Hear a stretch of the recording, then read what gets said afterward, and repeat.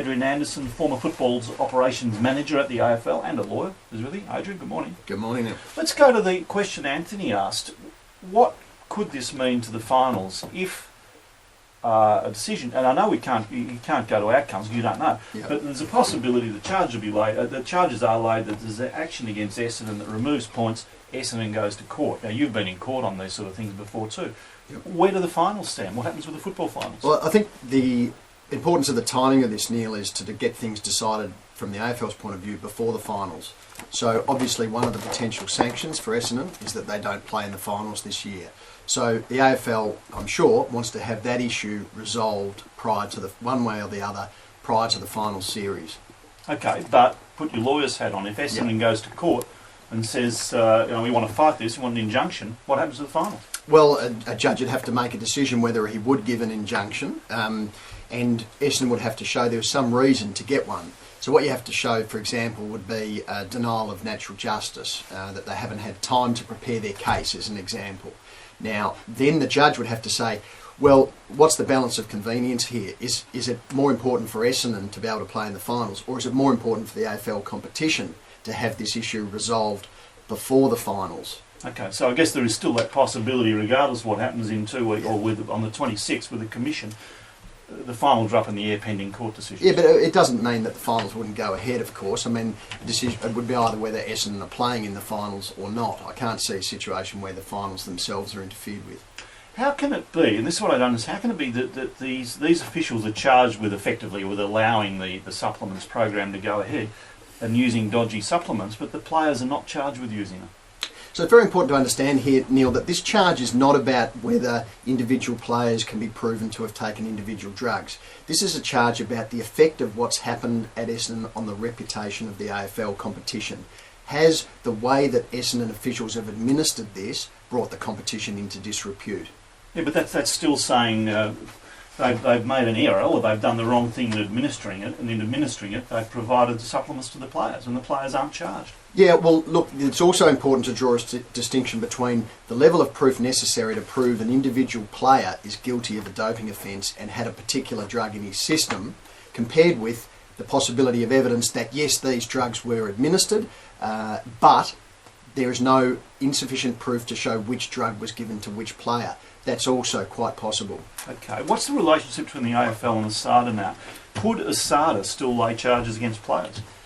The AFL is responsible for laying charges under its own anti-doping code, Neil, but they usually would do so on the recommendation of ASADA. Where ASADA's got to on this, it's been a joint investigation with the AFL, so they've cooperated very closely, but it will be at the end of the day a decision ultimately for the AFL whether charges are laid under the anti-doping code. Do you think this hearing of the Commission should be heard in public? I think there's been a lack of transparency about this whole thing, Neil, and it's a little bit frustrating at times that there's been a lack of... there's a lot of rumour, innuendo, speculation, alleged leaks. So I think it's important that people know what's actually going on, and I think ASADA and the Sports Minister have a role to, having made this such a public issue with the big press conference earlier in the year, explain a little bit about what's going on, why they've issued an interim report without speaking to Dank, and what's happening in that regard. Is there any reason the report couldn't be released? Well, again, I think ASADA has got itself in some knots here about the confidentiality of the process, and what's more important to me than the privacy considerations is to show that a very important issue in Australian sport is being dealt with transparently and fairly. So I think the Minister and the government ought to be doing everything they can to enable this to be administered in a transparent and fair manner. Is there anything under the rules that would allow the AFL to open the Commission as a public hearing?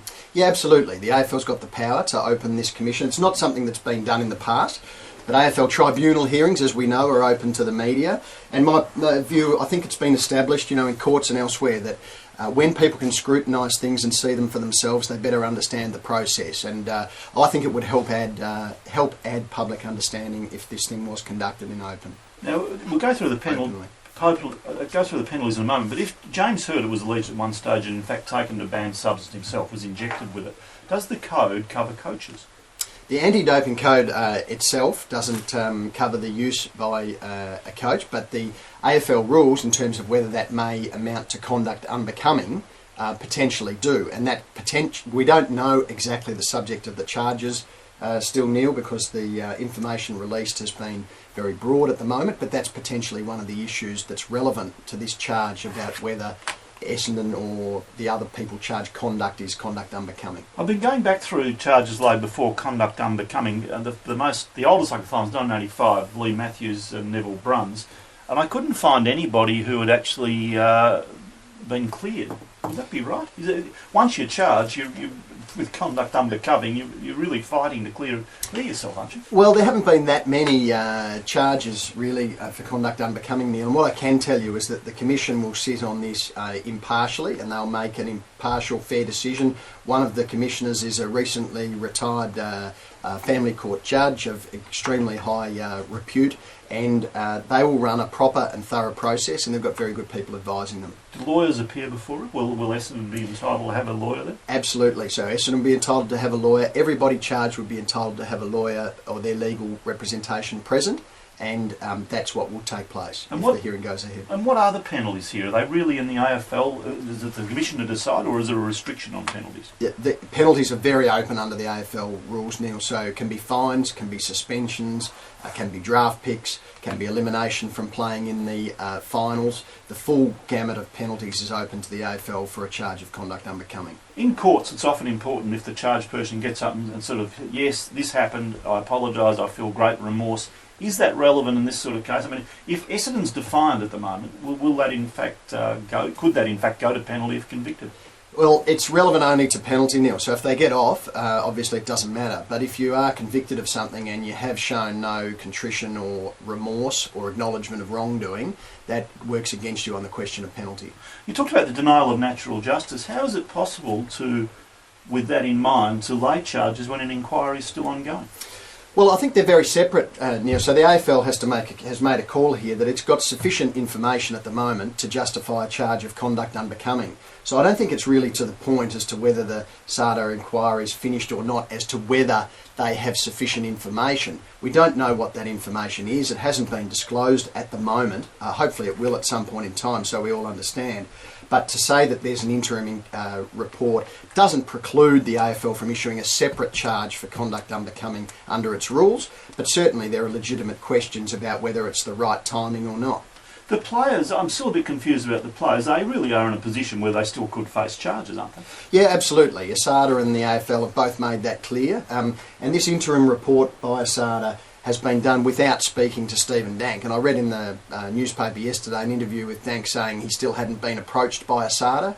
I don't know, because no one's explained why he hasn't been interviewed. They have coercive powers now. He's obviously at the centre of this investigation, and I think that's a question that needs an answer. Well, given all that, is Jobe Watson's Brownlow still up in the air? Well, at the current time you'd have to say no, because on all the evidence to date, it's been made clear that the AFL's view is that there is insufficient evidence to charge individual players with individual offences under the anti-doping code. So as the way things stand at the moment, you'd have to say no. Anything else you want to add? No, I think that the one thing I'd say, Neil, is I think there's been a lot of talk about, the way that this discussion is, bad for the game, and we shouldn't be talking about it, etc. And that the whole issue is detracting from the competition. What I would say is that that's exactly why the AFL and the ASADA need to get to the bottom of this and deal with it thoroughly and properly, because it's such an important issue to make sure that it's dealt with thoroughly, properly for the future of the competition, and to, if there has been wrongdoing, to deter any such conduct in the future. Have they handled it well so far? Well, I don't have access to all the information, but I've got no reason to believe that it hasn't been handled well, except from an ASADA point of view, I'd say there's been a real lack of transparency and understanding of exactly where they've got to, given the public nature of this issue from that press conference earlier in the year. Finally, has any of this got anything to do with the reasons you left the AFL? Nothing at all. Thank you very much. Cheers. Adrian Anderson.